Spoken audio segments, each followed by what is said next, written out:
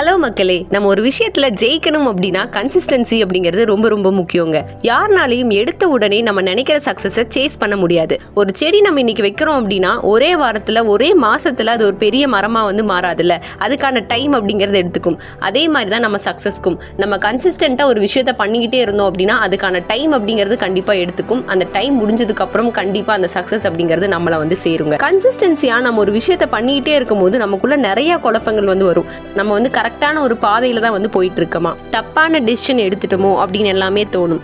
அது மட்டும் இல்லாம நிறைய அவமானங்கள், நிறைய தோல்விகள், இது எல்லாமே நமக்கு நடக்கும். அது என்ன வந்தாலுமே ஒரு பாசிட்டிவ் ஹோப்போட நீங்க உங்க மேல நம்பிக்கை வச்சு போயிட்டே இருந்தீங்க அப்படின்னா கண்டிப்பா அது ஒரு நாள் சக்சஸ்ல தாங்க முடியும். இந்த கோட்ஸ் எனக்கு ரொம்ப பிடிச்சிருந்துச்சுங்க.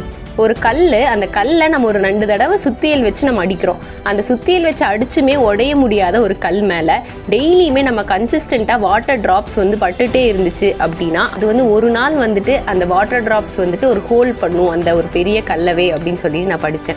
இதிலிருந்து என்ன தெரியுதுன்னா, நம்ம கன்சிஸ்டண்டா ஒரு ஒர்க்கை நம்ம நம்பி நம்ம பண்ணிக்கிட்டே இருந்தோம் அப்படின்னா கண்டிப்பா ஒரு நாள் வெற்றி அப்படிங்கிறது நிச்சயங்க. தேங்க்யூ.